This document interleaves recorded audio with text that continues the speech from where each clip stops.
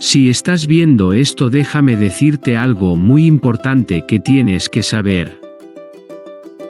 Todo ser humano muere y tras su muerte le esperará algo, al menos en la opinión popular. Lo que nos espera es claro en la palabra y es un juicio que decide si vas al cielo o al infierno. Puede que digas que eres buena persona y que Dios te va a llevar al cielo, pero lo vamos a ver un momentito.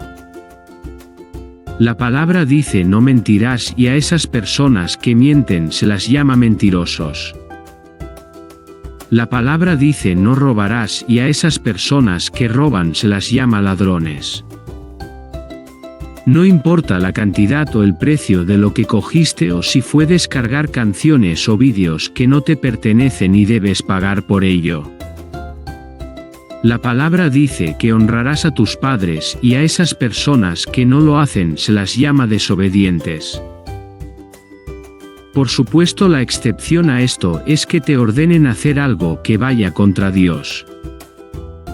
La palabra dice no tendrás dioses ajenos delante de mí ni te harás estatuas de nada. En la tierra o debajo de ella o en el cielo ni te postrarás a servirlas o adorarlas. Estas personas que tienen otros dioses o que se hacen estatuas son llamadas idólatras porque Dios no ocupó el primer lugar en su vida.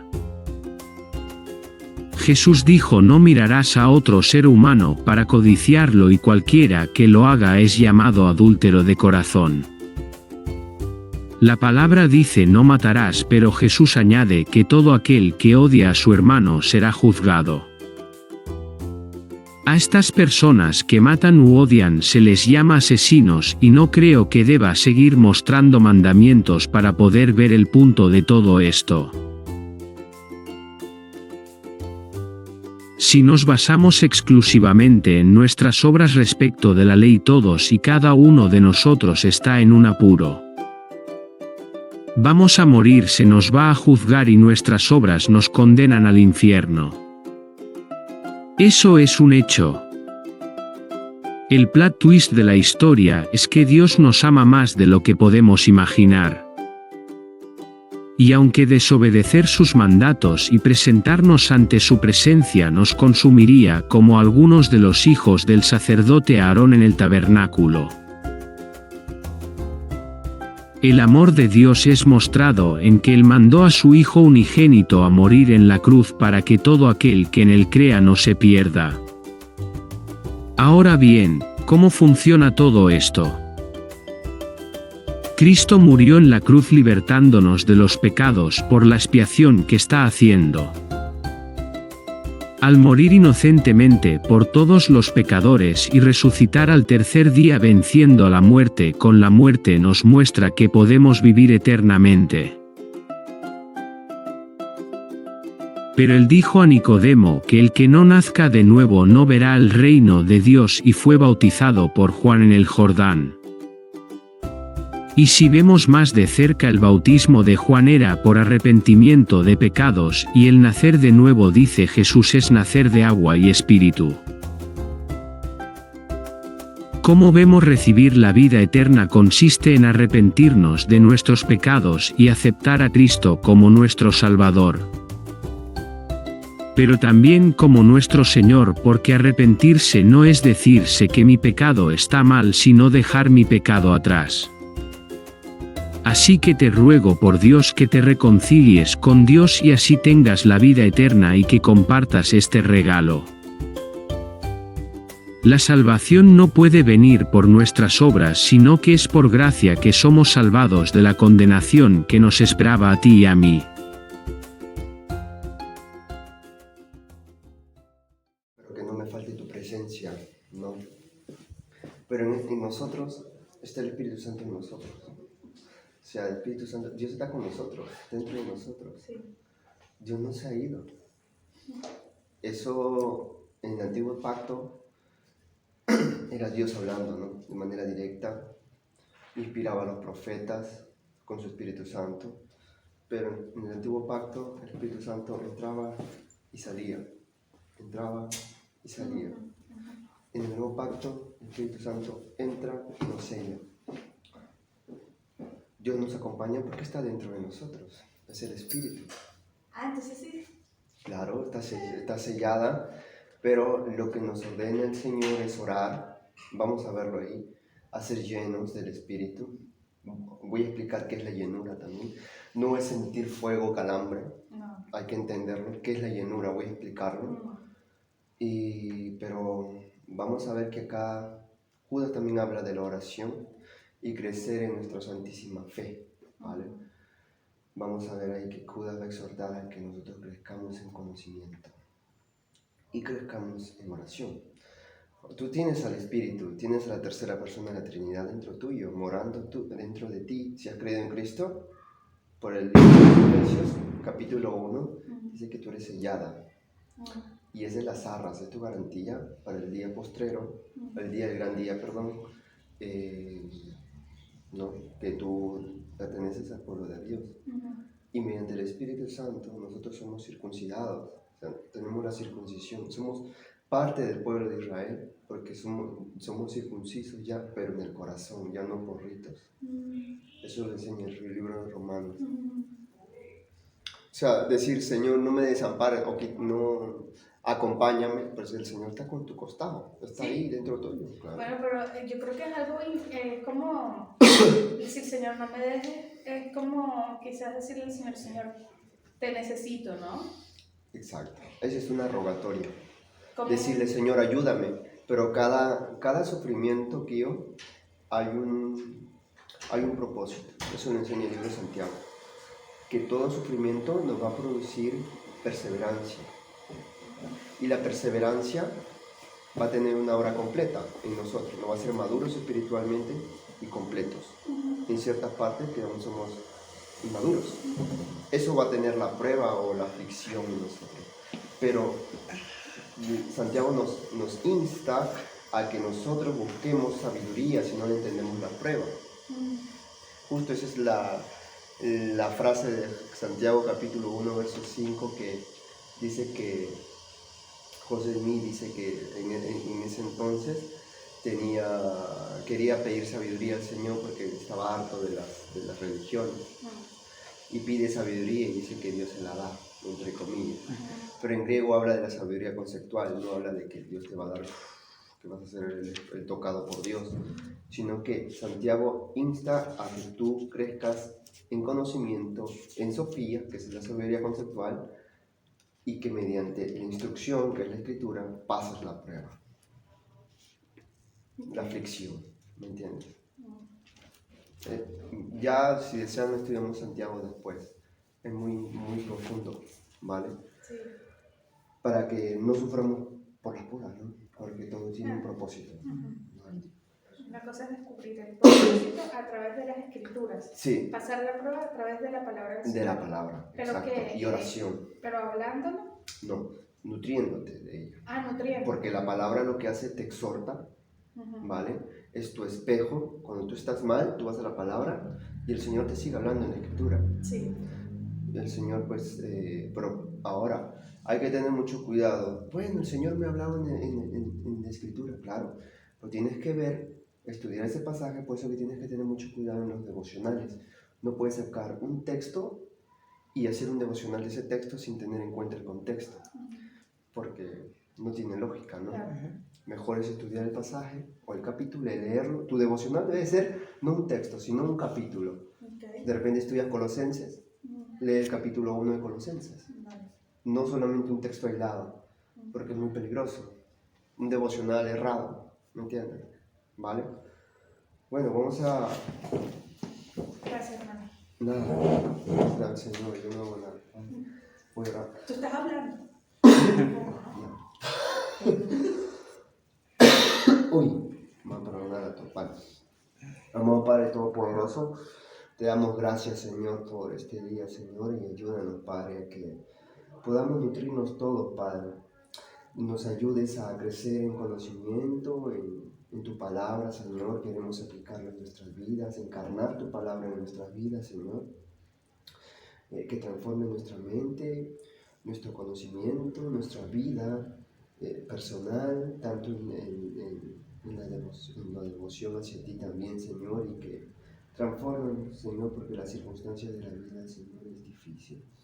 Ayúdanos siempre a tener un corazón humillado, a tener sensibilidad al pecado, Señor, a aborrecer cada día el pecado, Señor. Guárdanos de endurecer nuestros corazones, Señor.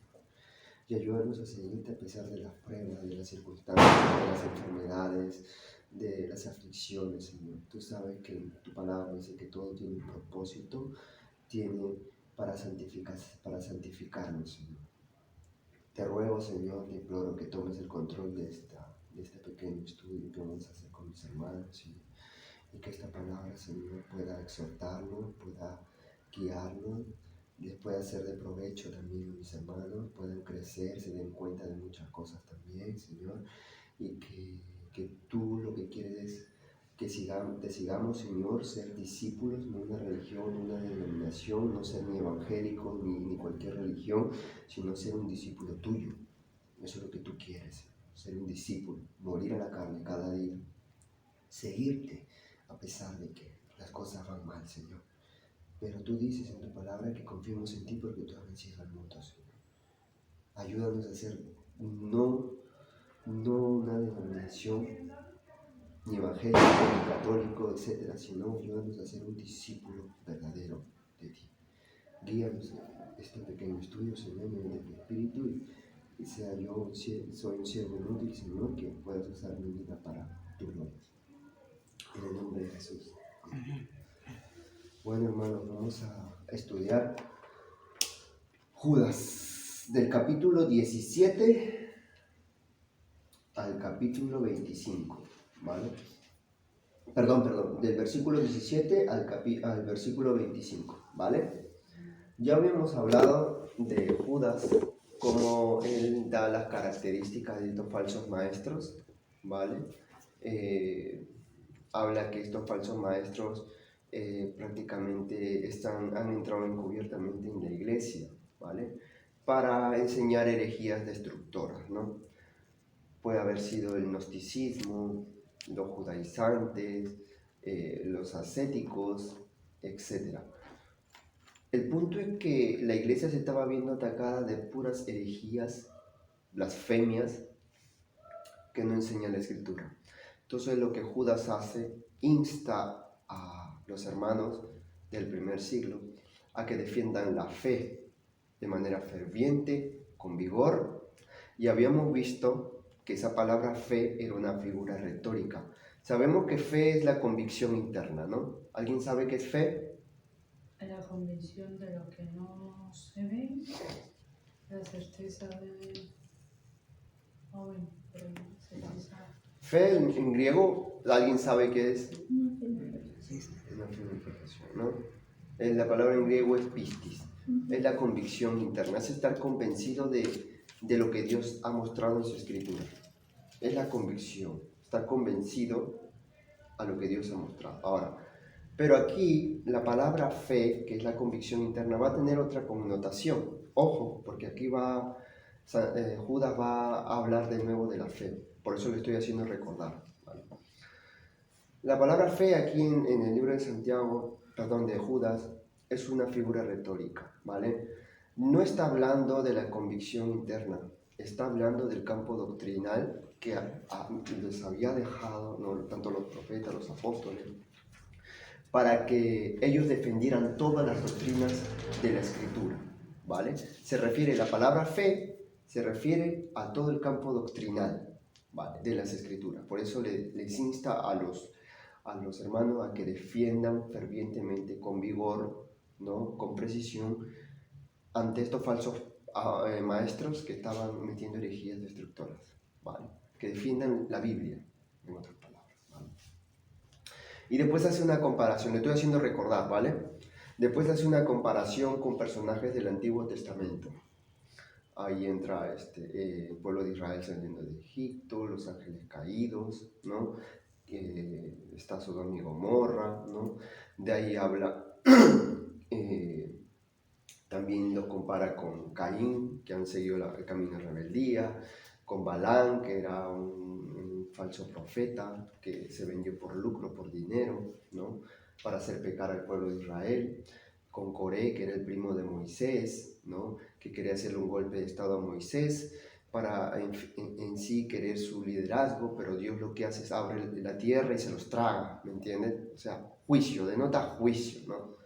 Después vemos más adelante, del versículo 8 en adelante hasta el 16, vemos que Judas hace muchas analogías o metáforas con la naturaleza, ¿no? Que son árboles otoñales, son como las, vamos a ver, son manchas en los ágapes, esa comunión que tenían, ¿vale? Comían hipócritamente, eran fieras ondas del mar que espuman su propia vergüenza, así como las olas comenzaban grandemente y poderosamente, pero cuando reventaban pues traían basura. Esto es lo que traía las falsas doctrinas de ellos, pura basura. Estrellas errantes, para las cuales está reservada eternamente la oscuridad de las tinieblas. De ahí menciona Enoc, un libro apócrifo, ¿vale? Hablando de la segunda venida de Cristo, diciendo que cuando venga Cristo con sus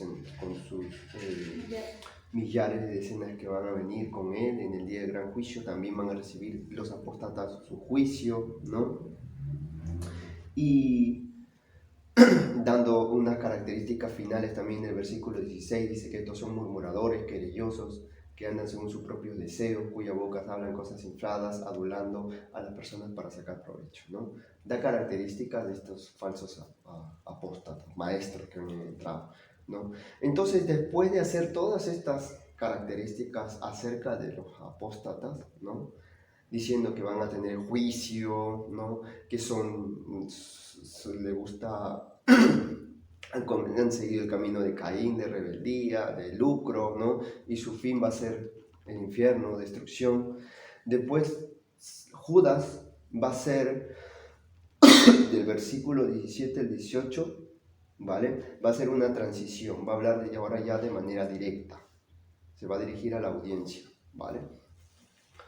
Del versículo 17 al 18, Judas va a decir, va a recordarles a la audiencia que esto ya lo habían hablado los apóstoles anteriormente, ¿no? Que ya lo habían profetizado, ¿vale? Ya lo habían hablado. Pero vamos a darnos cuenta, ¿vale? De que acá Judas, del versículo 17, va a diferenciarse, ¿no? Va a diferenciarse de los apóstoles. Lo que dijeron los apóstoles, va a decir, ¿no? Por eso que hay debate en que el hermano de Jesús, Judas, haya escrito esta epístola contra el Judas Tadeo, que es el apóstol de Cristo también, por la misma razón que tenía que tener autoridad la persona que escribiera, ¿no? La palabra de Dios, ¿no? Pero Judas pues vivió con Cristo, ¿no? Y eso le da autoridad también. Y menciona en principio del capítulo, menciona que es hermano de Jacobo, de Santiago, que también era líder de Jerusalén, ¿vale? Era pastor. Pero, dice, pero vosotros, amados, tened memoria de las palabras que antes fueron dichas por los apóstoles de nuestro Señor Jesucristo. Los que os decían, en el postrer tiempo habrá burladores que andarán según sus malvados deseos, ¿no? ¿Se acuerdan? Ese texto es muy paralelo con la que dice Pedro, ¿no? Dice, pero vosotros, amados, tened memoria, o sea, recuerden lo que decían los apóstoles de nuestro Señor Jesucristo, los que os decían en el postrer tiempo habrá burladores que andarán según sus malvados deseos. Cuando habla de postrer tiempo, hermanos, está hablando desde la primera venida y la segunda venida, ¿vale? No habla solamente de la segunda venida, sino habla desde la primera venida hasta la segunda venida de Cristo, ¿vale? Ese es el postrer tiempo, ¿vale? Voy a mostrar algunos textos de que ya los apóstoles hablaban de estos falsos maestros, ¿vale? Dice, Hechos capítulo 20, versículos 28 al 31. A ver, aquí puedes leerme Hechos capítulo 20, del 28 al 31. Ahí también, ya. No, ya lo tengo, gracias. De 20 del 38 Del 18. 28. El libro de los Hechos. Ujú. 20 del 18 al 21. Sí. 28 al 31. Tengan cuidado de sí mismos y de todo el rebaño sobre el cual... Hechos, el libro de los Hechos. Sí, ¿no? sí. ¿Ya? Capítulo 20, del 28 al 31. No te Sí, lo enojes. está leyendo en otra No, versión. estoy con la garganta, perdóname. Está leyendo en otra versión de todas formas. Ah, vale. Tengan cuidado de sí mismos y de todo el rebaño sobre el cual el Espíritu Santo los ha puesto como obispos para pastorear la iglesia de Dios, Ya. que Él adquirió con su propia sangre. Sé que después de mi partida entrarán en medio de ustedes lobos feroces que procurarán acabar con el rebaño. Aún de entre ustedes mismos se levantarán algunos que enseñarán falsedades para a los discípulos que los sigan. Así que estén alerta. Recuerden que día y noche durante 3 años no he dejado de amonestarlas con lágrimas a cada uno en particular. ¿Ves? Ya está hablando ya en el libro de los Hechos, el libro histórico de los apóstoles, que ya iban a venir los falsos maestros. 1 Timoteo capítulo 4, del verso 1. A ver qué es lo que dice. 1 Timoteo capítulo 4. No me he enojado yo por si acaso, estoy afónico. Estoy malísimo. Primero Timoteo 4, ¿qué? 4. Versículo 1.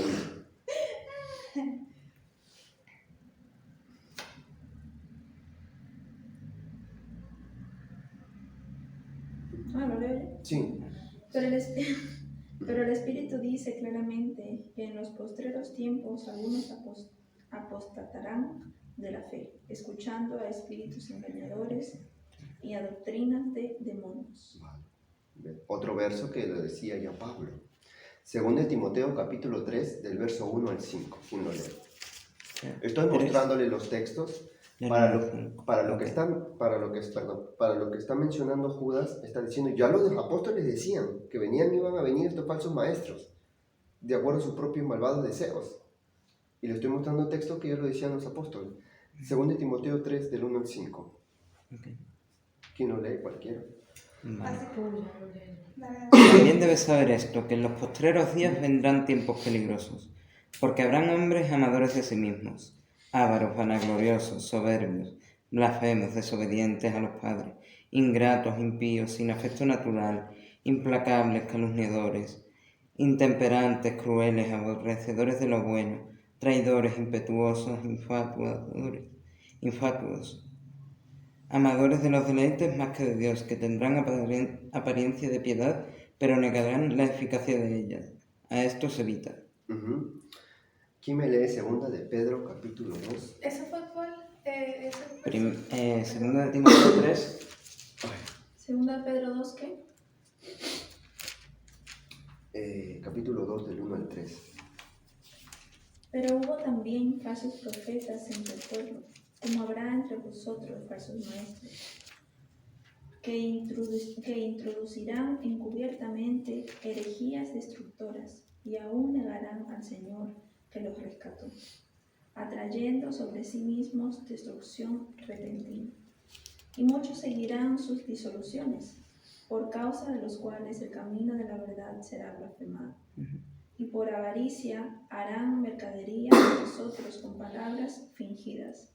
Sobre los tales ya de largo tiempo la condenación no se tarda, y su perdición no se duerme. Uh-huh. Ahora, ¿quién me lee 2 de Pedro capítulo 3, verso 3? Tiene un paralelismo con el versículo 18 de Judas.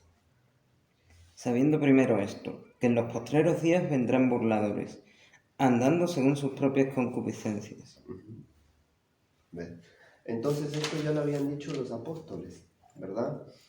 Ya lo habían dicho que iban a venir en el postrer tiempo. Tanto postrer tiempo, ojo, dejo claro, de la primera venida hasta la segunda venida. Cuando se diga en la Biblia en el postrer tiempo, está diciendo de la primera hasta la segunda. Todo eso, ¿me entiendes? Entonces, ya lo dijeron. Los apóstoles lo hablaron y Judas ya lo está viviendo, ¿no? Ya está viviendo las herejías destructoras de estos hermanitos, ¿no? Hermanitos no, hombres impíos que habían entrado, que se hacían pasar por hermanos, pero por dentro eran la cizaña, ¿no? Son personas impías, ¿no? Como Judas lo dice, hace una división marcada.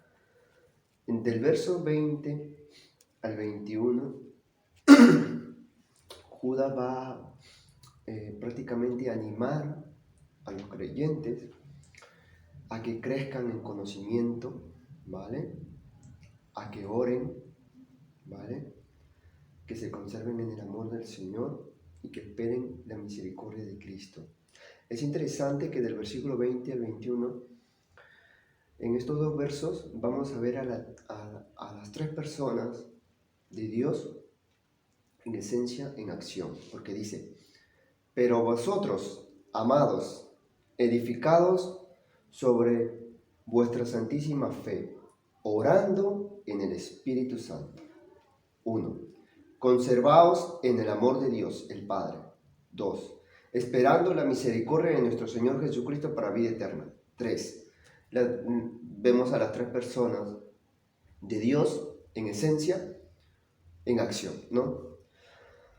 Pero lo que Judas está diciendo aquí es que en medio de la apostasía que está sucediendo ante las falsas doctrinas, ellos deben tener una actitud cristiana, ¿no? Primero está diciendo, edificando sobre vuestra santísima fe, ¿no? Luego dice, orando en el Espíritu. Después dice, conservaos en el amor de Dios. Y 4, esperando la misericordia de nuestro Señor Jesucristo. Una actitud de un discípulo, ¿no? De Señor. Primero dice, edificando sobre vuestra santísima fe. Ahora, ¿se acuerdan que había dicho que esa palabra fe está hablando de una figura retórica? No está hablando en sí de la convicción interna, sino está hablando de todo el campo doctrinal de las Escrituras, ¿vale? Ahora, nos dice edificando sobre vuestra santísima pistis, de todo el campo doctrinal. ¿Qué dice la Escritura? Lo que está diciendo Judas es que crezcan, se edifiquen con la palabra. Pero, ¿en dónde está cimentado todo ello? En Cristo. 1 Corintios 3:11 dice, porque nadie puede poner otro fundamento que el que está puesto, el cual es Jesucristo, ¿no? Vemos que este texto, que Jesucristo es la base, es el fundamento, ¿vale? En Efesios 2:20 dice, edificados sobre el fundamento de los apóstoles y profetas, siendo la principal piedra del ángulo Jesucristo mismo. ¿Cuál era la principal piedra del ángulo? ¿Alguien sabe? Jesús. Sí, pero ¿cuál es la simbología ahí? Que era la piedra que se ponía en un templo, que le daba la forma a las demás. Claro, es la piedra base de una parte de una esquina, ¿no? Sí, como que lo que sostenía a las demás piedras, como sin eso no había La construcción. un partido, Claro. un Sin principio. eso se derrumbaba todo. Era el cimiento, ¿no? Entonces, de manera simbólica está diciendo que Cristo es la piedra angular, de ahí comienza todo, ¿no? Y ustedes tienen que estar edificados. Pablo lo dice en Efesios 2:20, está diciendo edificados sobre el fundamento de los apóstoles. Entonces, la piedra angular es Cristo y los fundamentos son los apóstoles, ¿no? Entonces, edifíquense con la Escritura, está diciendo, ¿vale? Crezcan en conocimiento, ¿vale? Luego, quiero añadir,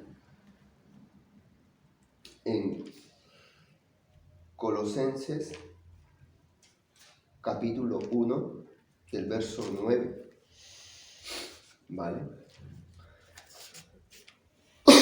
Es muy interesante esto. Vamos a profundizar un poco, hermanos.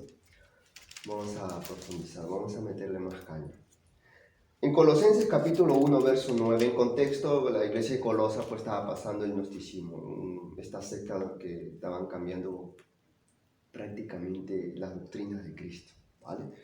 Pero Pablo dice en el versículo 9 que él oraba, dice, por lo cual también nosotros desde el día en que lo oímos, no cesamos de orar por vosotros y de pedir que seáis llenos del conocimiento de su voluntad en toda sabiduría e inteligencia espiritual. Está mostrando que él oraba, ¿vale?, sin cesar para que la iglesia de Colosa crezcan, sean llenos del conocimiento, sabiduría e inteligencia espiritual. Bueno, a simple vista en español es muy simple, ¿no?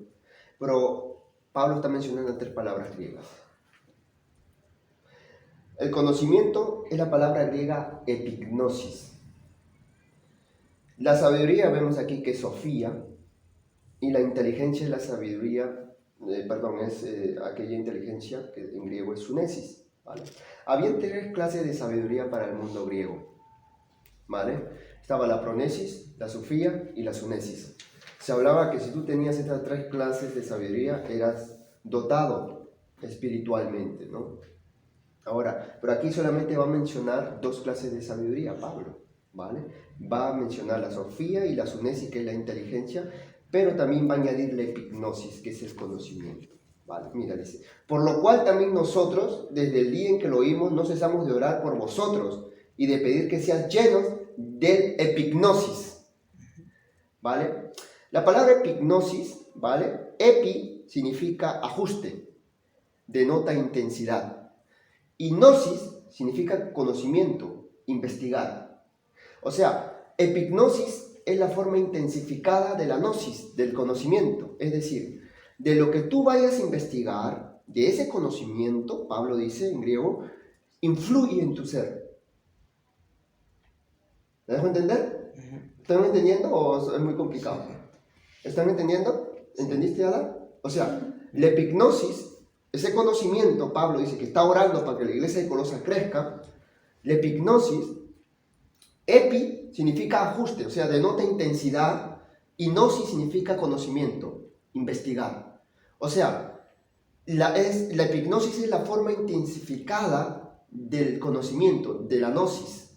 Es decir, de lo que tú vayas a investigar, Pablo dice, de lo que tú vayas a investigar sobre ese conocimiento, influye en tu conducta, en tu ser, cambia tu ser interno, ¿vale? ¿Están entendiendo? ¿Vale? Para entrar en Judas, para que vean que Judas dice que tiene que crecer en la santísima fe, pero yo estoy sumergiéndome para que qué es lo que Pablo dice sobre esa santísima fe del campo doctrinal de las Escrituras. Ahora, esa epignosis, esa investigación, ¿vale?, dice, y de pedir que seas lleno del conocimiento de su voluntad en toda sofía. En toda sabiduría. Sabiduría conceptual de las Escrituras. Significa las cosas trascendentales de Dios que están en las Escrituras. ¿Me entiendes? O sea, Pablo está diciendo, estoy orando para que ustedes crezcan en epignosis. O sea, en ese conocimiento, ¿vale? Van a investigar, pero ese conocimiento influye en su ser mediante Sofía. En las Escrituras, conocer las Escrituras. Pero al conocer las Escrituras, influye en tu ser. ¿Me entiendes? Ahora, la última dice, e inteligencia espiritual. Sunesis. O sea, la sunesis es la que entiende la Sofía. Es el entendimiento que Dios te va a dar para entender su palabra. ¿Están entendiendo? Eso es crecer en la santísima fe. En la Escritura, ¿vale? Colosenses 3:16 dice, la palabra de Cristo mora en abundancia en vosotros, enseñándoos y exhortándoos unos a otros en toda sabiduría, cantando con gracia en vuestros corazones al Señor con salmos e himnos y cánticos espirituales. La palabra de Cristo, ¿qué? ¿Qué significa morar? Que viva, ¿no? En abundancia en vosotros. ¿Por qué tiene que vivir en abundancia en nosotros? Porque nos exhorta, ¿no? Nos enseña, ¿verdad? Unos a otros en toda sofía. Sabiduría. ¿Vale? Habla de las Escrituras, ¿vale? Entonces, crecer en nuestra santísima fe es crecer en el conocimiento del Señor. Pero que ese conocimiento, como dice Pablo en Colosenses 1:9, esa epignosis, de lo que tú has investigado, ¿vale? Influye en tu ser. ¿Vale? De la Sofía que has investigado, del conocimiento trascendental de Dios, de esa sabiduría trascendental de Dios, influye en tu ser, pero también crezcas en inteligencia, para que tú puedas entender eso, en su nesis. En su naces. ¿Entiendes? Sí. ¿Vale? Sí. Luego dice Judas, en el versículo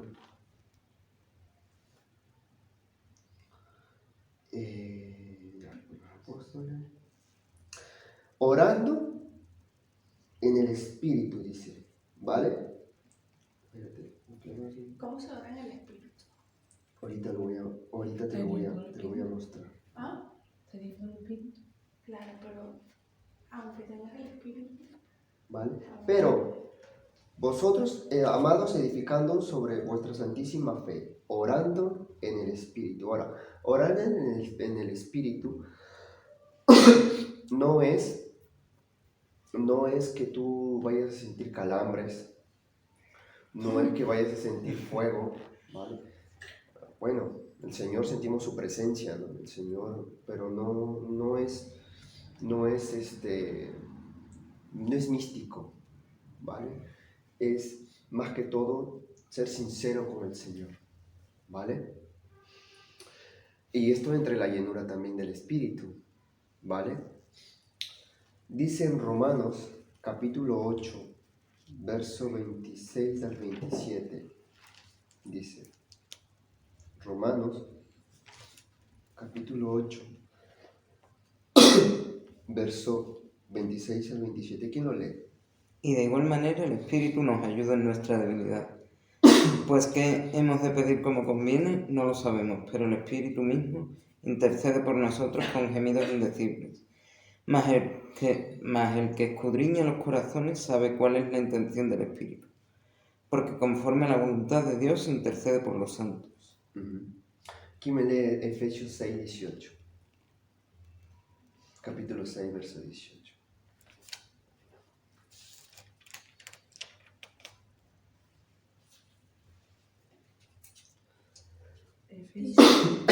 Sí. Orando en todo tiempo con toda oración y súplica en el Espíritu, y velando en ello con toda perseverancia y súplica por todos los santos. Vale. Orar es dejarte controlar por el Espíritu, pero prácticamente es suplicar al Señor, ir humildad, ¿no? Quebrarte ante Él y que el Espíritu Santo tome control de esa intimidad con el Señor, ¿no? Esa conexión que tenemos a través, ahora en Cristo podemos, ¿no?, tener esa comunión con el Padre, ¿no? Ahora, pero también tenemos que ser llenos del Espíritu, ¿no? Nos manda, somos sellados, pero después Pablo nos insta a ser llenos del Espíritu. ¿Alguien sabe qué significa la llenura? Y estar completo, ¿no? La llenura del Espíritu. ¿Alguien sabe qué es? No. Vale. Mira, Efesios 5, 18. Vale. Voy a mostrar que orar en el Espíritu es prácticamente dejar que tengas una comunión con el Señor de manera sincera. No orar, Señor, que el otro he tenido esto, el otro, o repetir cosas. No, lo que quiere el Señor es una oración profunda. ¿Me dejo entender? ¿Vale? Y normal, ¿no? Normal, Puede ser normal. depende cómo tú tengas tu comunión con el Señor, ¿vale? Pero no de manera repetitiva, ¿no?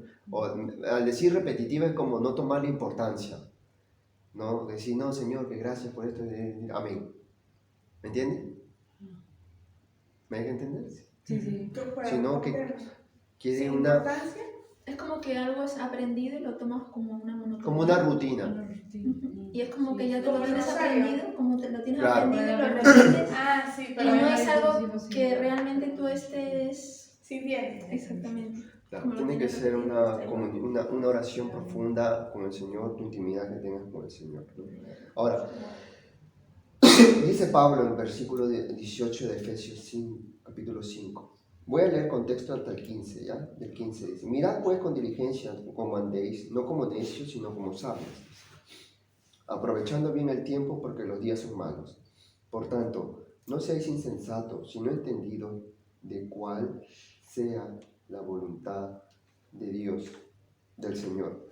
No os embriaguéis con vino, en la cual hay disolución, antes bien sed llenos del Espíritu. ¿Vale? Ahora, no os embriaguéis con vino. ¿Por qué? Porque trae disolución. En griego significa libertinaje. El alcohol prácticamente trae libertinaje, porque controla tu conducta, tu mente, ¿no? Tu ser interno, porque estás controlado por otra cosa. Pero Pablo dice, tienes que dejarte controlar por el Espíritu, no por el alcohol, porque trae libertinaje. ¿Vale? Ahora, ¿qué significa ser llenos del Espíritu? Este texto dicen que ser llenos del Espíritu, tienes que llamar al Espíritu Santo, tienes que llenarte, que es el Espíritu Santo lleno. La llenura habla de llenarte de la palabra. Porque mira, antes bien ser llenos del Espíritu. La palabra llenos, en griego, está en verbo pasivo. ¿Qué es un verbo activo? ¿Qué es un verbo pasivo? Un verbo pasivo es una acción que tú no haces. Y un verbo activo es una acción que sí tú lo haces.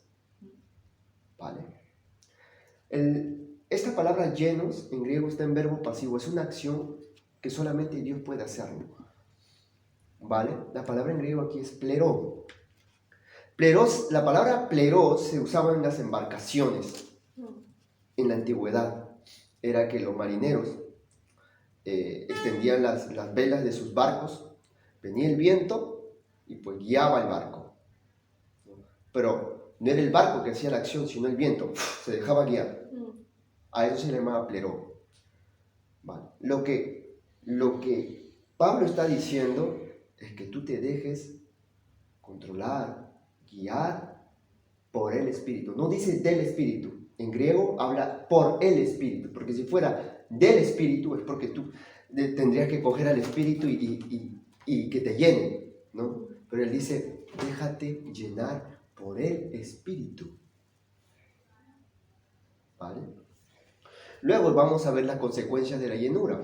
Mira, versículo 19 dice, hablando entre vosotros con salmos, ¿vale?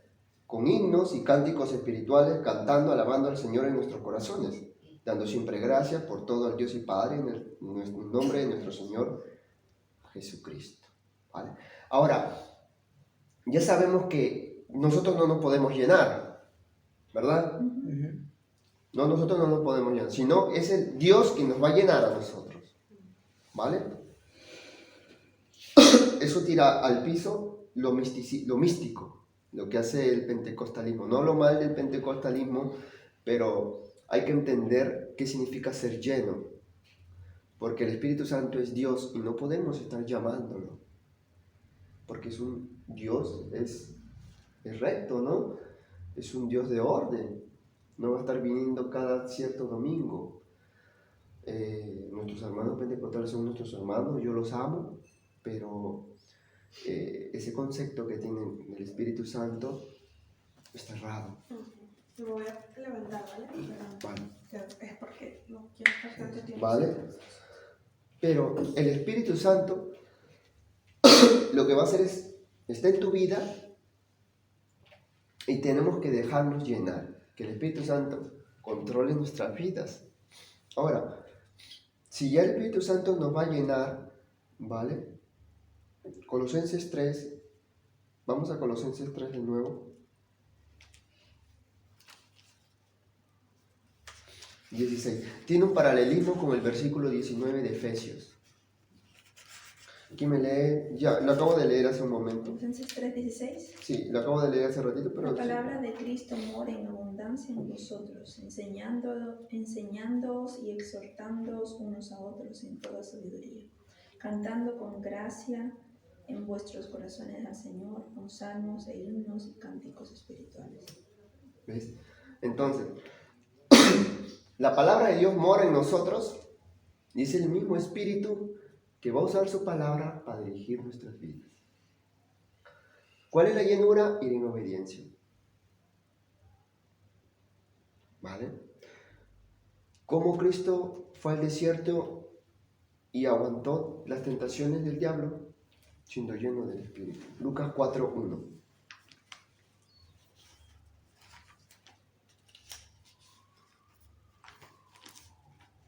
Mira, Jesús lleno del Espíritu Santo volvió al Jordán y fue llevado por el Espíritu al desierto. Vale. Por 40 días y era tentado por el diablo y no comió nada en aquellos días pasados los cuales tuvo hambre. Entonces el diablo le dijo, si eres el Hijo de Dios, di a esta piedra que se convierte en pan, tarará, tarará, tarará. O sea, fue tentado, pero fue lleno del Espíritu, fue controlado por el Espíritu. ¿Vale? Usando su palabra. ¿Cómo hubo este enfrentamiento que tuvo Cristo con el diablo? El diablo le citaba las Escrituras y Cristo también le citaba las Escrituras. El diablo lo citaba de manera distorsionada, pero Cristo le hablaba con autoridad, porque en el pasaje dice que Cristo predicaba con exousia. Exousia quiere decir jurisdicción, pero en la etimología, cuando se refiere a autoridad, ex significa salir y ous esencia. Él hablaba de su misma esencia como Dios. Y esto cuando dice, le dice a Cristo, ¿no? Deja de tentarme, Satanás. Solo el Señor, solo a tu Dios adorarás, le dice a Satanás. Le predicaba como Dios. Le hablaba, ¿no? Lo confrontaba. Entonces, ¿qué es la llenura? La llenura es crecer en conocimiento del Señor, oración, ¿no? Y dejarte guiar por su voluntad. Y el Señor también fue lleno del Espíritu Santo. Pero ¿cómo puede ser lleno? Yo entiendo, pero por mucha gente puede decir, ¿cómo puedes ser lleno tú del mismo Espíritu?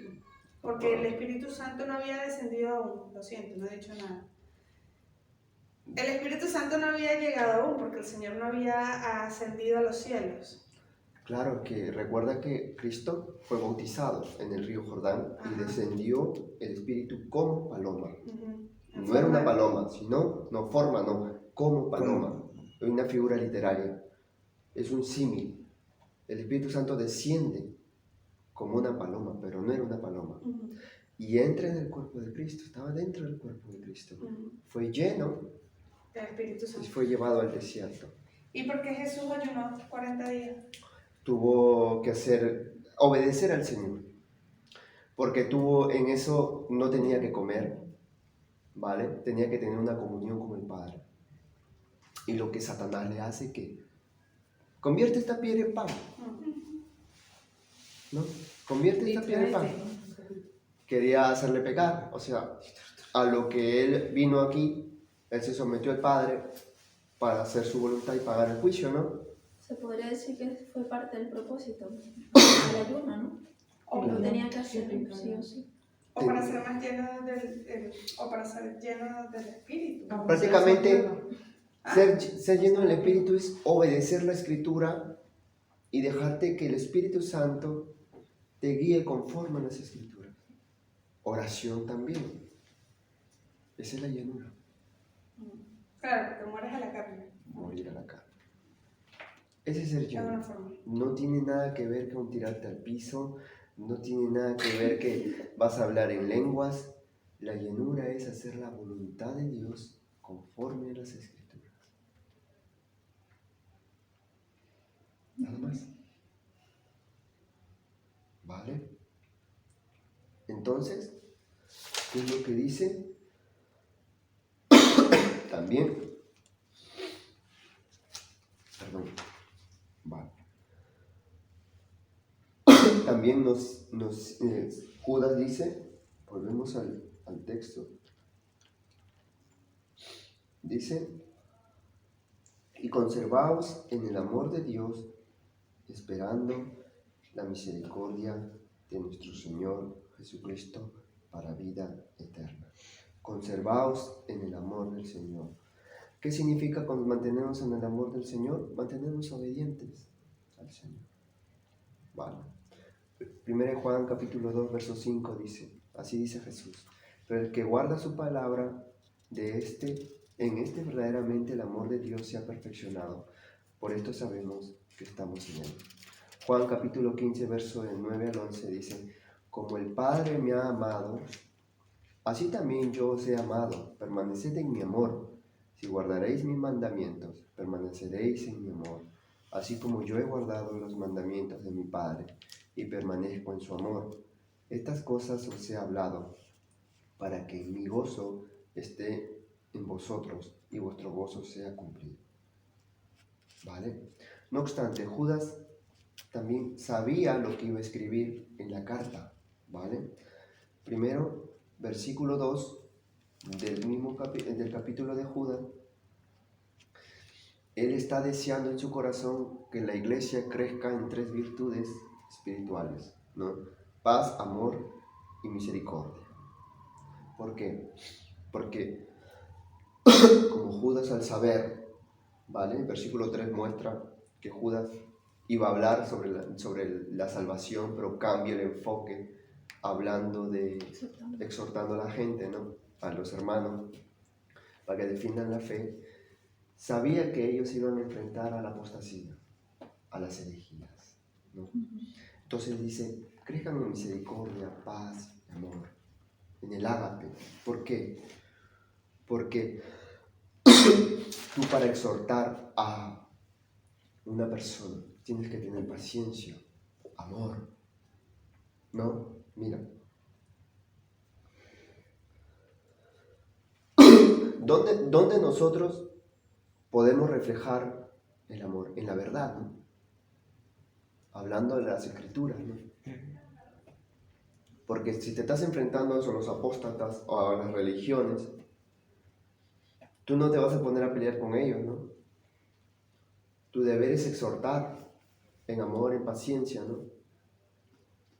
¿O no? Hablarles de las escrituras, porque esas personas merecen escuchar el Evangelio, como dicen, es un mandato que Dios nos manda, ¿no? Y así lo rechazan, allá ellos, ¿no? Dios es el que cambia.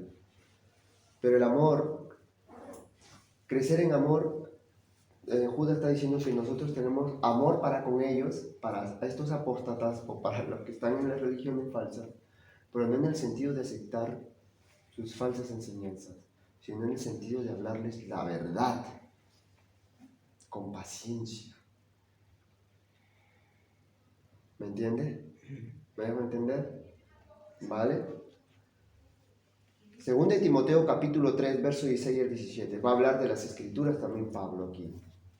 Les voy a mostrar que la palabra de Dios transforma. Mira, toda la escritura es inspirada por Dios. ¿Vale? Toda la escritura. ¿Vale? Primero, vamos a ver la importancia de las escrituras. Es útil para enseñar, para corregir, para redarguir y para instruir en justicia, ¿no? Ahí estamos viendo. Es útil, enseña, redarguye, corrige, instruye en justicia, ¿no? Es lo que va a hacer la palabra en las personas. Asisten en alguna religión y van a ver 3 consecuencias. Versículo 17, a fin de que el hombre de Dios sea perfecto, enteramente preparado y para toda buena obra. Es lo que hace la Escritura, ¿verdad? Entonces, el amor es predicarle a las personas, hablarle del Señor a quien sea. Así estén en el budismo, así estén en el mormonismo, testigos de Jehová. Tú siembras la semilla bien si es buena tierra o no buena tierra, y el Señor lo sabe. ¿Me dejo entender? Ahora, ese es el amor que nosotros debemos reflejar, ¿no? Es un amor ágape, hablarle la verdad a la gente. Es lo que está diciendo Judas. En 2 Corintios 10, capítulo 3 al 5, vamos a ver cómo Pablo exhorta a que derribemos argumentos. A veces he recibido preguntas, ¿no? O me han dicho, Gabriel, pero déjaselo al Señor, no te estés debatiendo, no estés diciendo esto a los hermanos, a las religiones, que tú no puedes hacer nada. Esa es la falta de conocimiento de las Escrituras. Porque Pablo, el apóstol Pablo, era muy recto en hablar sobre las sectas o las falsas doctrinas. Él dice, derríbalas. 2 Corintios 10 dice, pues aunque andamos en la carne, no militamos según la carne. Esto es decir, somos simples seres humanos, seres terrenales, nada más, ¿vale? Porque las armas de nuestra milicia no son carnales, sino poderosas en Dios para la destrucción de fortalezas. Poderosas en Dios para la destrucción de fortalezas. ¿Cuál es el arma? La verdad. ¿Cuál es la verdad? Las Escrituras. Y aquí la palabra en griego en fortaleza está hablando de prisión. Estas personas están encarceladas en sus propios pensamientos filosóficos, religiosos, etc. Pero Pablo dice, versículo 5, derribando argumentos. ¿Vale?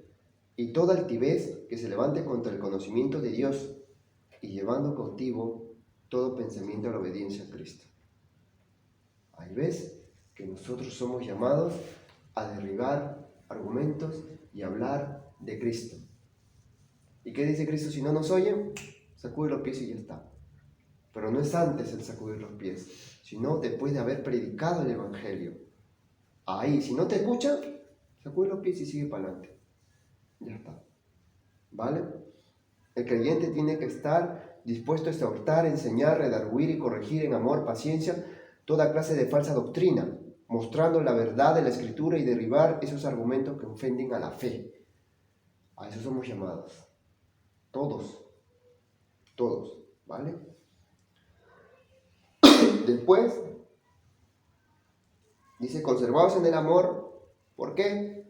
Porque tenemos que tener paciencia para los herejes, paciencia para los que están en una secta, hablarles la verdad, derribar sus argumentos, hablarles de Cristo, para que sean salvos. Y lo va a mostrar Judas en los versículos posteriores. Pero el versículo 21 dice, en el mismo verso dice, esperando la misericordia de nuestro Señor Jesucristo. Judas da la esperanza, ya que la iglesia se está viendo atacada por los apóstoles, ¿no? La esperanza en que debemos esperar la misericordia de nuestro Señor Jesucristo. La palabra esperando, en griego, alude en anhelar o acoger, y connota hacerlo con gran expectativa. Debemos vivir con la eternidad en la mente, mientras anticipamos con anhelo el regreso del Señor. O sea, tenemos que pensar ya con la vida eterna, tenerlo acá en la mente, mientras que esperamos al Señor. ¿Me entiendes? Eso debe ser nuestro pensamiento, ¿ya? Ahora, del versículo 22 y 23, Judas nos va a mostrar tres clases de personas que están ahí dentro de la iglesia, ¿vale? Nos va a mostrar estas tres clases de personas. Voy a leerle el texto. Dice, a algunos que dudan, convencedlos. A otros salvad arrebatándolos del fuego, y de otros tened misericordia con temor, aborreciendo aún la ropa contaminada por su carne. Estas personas son los que dudan, los que están involucradas en estas doctrinas ya están involucradas, y aquellas personas que están totalmente adoctrinados, ya están profundamente adoctrinados, ¿vale? Los que dudan dice convencerlos. Ahora, esta palabra en griego convencedlos no dice que tenemos que convencerlos. En griego está hablando de que a los que dudan, estas personas que están con dudas por las mismas falsas doctrinas, que no saben que creer en Cristo, que creer es lo que están enseñando, están diciendo, ten compasión de ellos, ten compasión de ellos. ¿Por qué? Porque están dudando, no saben, están con esa incertidumbre en el corazón. Tengan compasión, dice Judas. O sea, apiádense de ellos, enseñen las Escrituras, tengan compasión. Pues no está hablando, ¿sabes qué? Oye, mira, vente a mi iglesia, y el otro, tratar de convencerlo. No, Judas dice, ten compasión de ellos. ¿Por qué? Porque están buscando la verdad, están con la incertidumbre en el corazón. Y eso es feo, ¿no? Tener la incertidumbre en el corazón, no saber en qué creer, o estar a creer a él o al otro, ¿no? La Biblia dice, tengan compasión de ellos. A otros, salvad, arrebatándolos del fuego. O sea, habían este tipo de personas, ya estaban involucradas en estas falsas doctrinas. Pero dice, salvad, arrebatándolos del fuego, ¿no? O sea, está diciendo, estas personas que ya son partícipes de estas falsas doctrinas, háblanles de la verdad. Sáquenlas de ahí con la Escritura. ¿Me entiendes? Porque tú no lo vas a sacar con tus propias palabras, ¿no? Es con la Escritura que le vas a sacar. Sálvenles del fuego, porque ya están dentro, ¿no? Y de otros, tener misericordia con temor.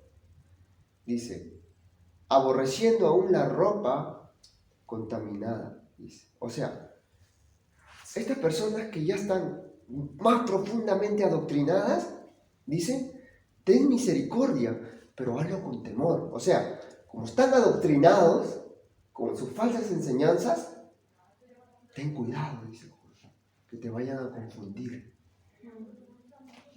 Si tú vas a hablar tal vez con un religioso, o con uno que tiene, qué sé yo, uno que no cree en las tres personas de Dios, un unicitario, no vayas sola. Si tienes dudas o no tienes la capacidad de estar, que hayas crecido en conocimiento, anda con alguien más maduro, para que no te hagan dudar. Sé sabio, ¿me entiendes? Nunca andes sola o nunca anden solo. Siempre tienen que estar al costado de alguien. Pablo, aunque estuvo solo, lo dejaron solo, pero vamos, que la Biblia nos manda a estar entre hermanos.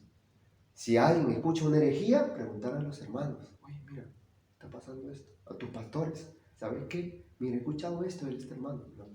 ¿Por qué? Porque es peligroso, nos pueden hacer dudar. Hazlo con temor, dice. Salvad, predícales, pero ten prudencia, ¿vale?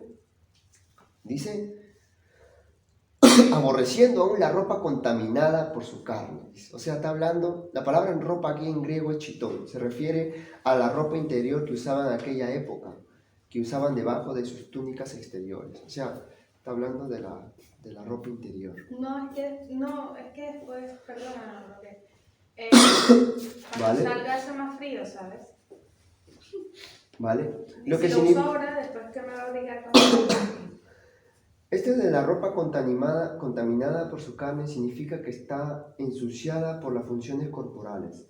Así como nadie quiere tocar la ropa interior sucia de otra persona y resultar corrompido físicamente, así también deberíamos ser prudentes y cuidadosos a los que han sido adoctrinados por las religiones o los falsos maestros. Tenemos que tener prudencia, Judas está diciendo. Ten prudencia con las falsas religiones, ten prudencia con los unicitarios, ten prudencia con los testigos de Jehová, con los mormones, los adventistas, los católicos, porque nos pueden hacer confundir. Mucha prudencia. Háblale de Cristo. Si no creen, sacude el polvo. Se ponen necios, sacude el polvo. Cuando vamos creciendo más en el Señor, en conocimiento, y podamos sacar los argumentos del Señor, nos haga más maduros a todos, podamos demoler esas falsas doctrinas con la Escritura. ¿Vale? Hay que ser muy prudentes. Dice Romanos capítulo 16, versos 17 al 18, dice, mas os ruego, hermanos, que os fijéis en los que causan divisiones y tropiezos en contra de la doctrina, que vosotros habéis aprendido y que os apartéis de ellos, porque tales personas no sirven a nuestro Señor Jesucristo, sino a sus propios vientres, y con suaves palabras y lisonjas engañan los corazones de los ingenuos. ¿Vale? Entonces, tengamos cuidado, dice Judas, ¿vale? Y yo se lo digo porque dice la Escritura, ¿vale? Ahora, del verso 24 al 25 vamos a ver la doxología o la expresión de alabanza que da Judas. Una expresión de alabanza que da Judas. Un himno es más largo, ¿vale? Una doxología es más pequeña. Son frases de alabanza, ¿vale? Dice, y aquel que es poderoso para guardaros sin caída y presentaros sin mancha delante de su gloria, con gran alegría. Al único y sabio Dios, nuestro Salvador, sea gloria y majestad, imperio y potencia, ahora y por todos los siglos.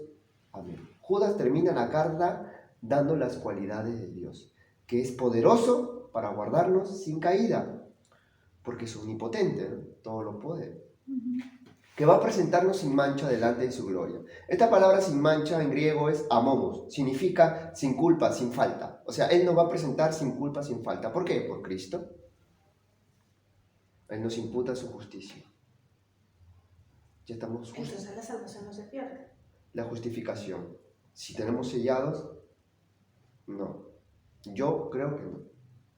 Porque la Biblia lo dice. ¿Vale? No, lo que pasa es que la otra vez el hermano Juan Manuel preguntó algo así. Sí. Y yo no sé la respuesta. Claro. Mira, ese es otro tema. Ya, Acabando el no tema, quiero- lo hablamos. ¿Vale? Ok. Y que va a presentarnos sin mancha delante de su gloria con gran alegría, dice. Ahora, como dije, nos va a presentar sin culpa y sin mancha, ¿vale?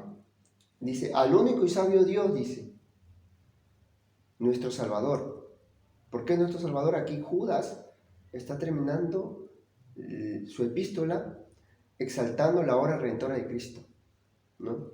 Al único, nuestro Salvador, sea gloria y majestad, dice. Ahora, sea gloria y majestad, imperio, potencia, y ahora por todos los siglos, Judas termina exaltando la supremacía absoluta de Dios.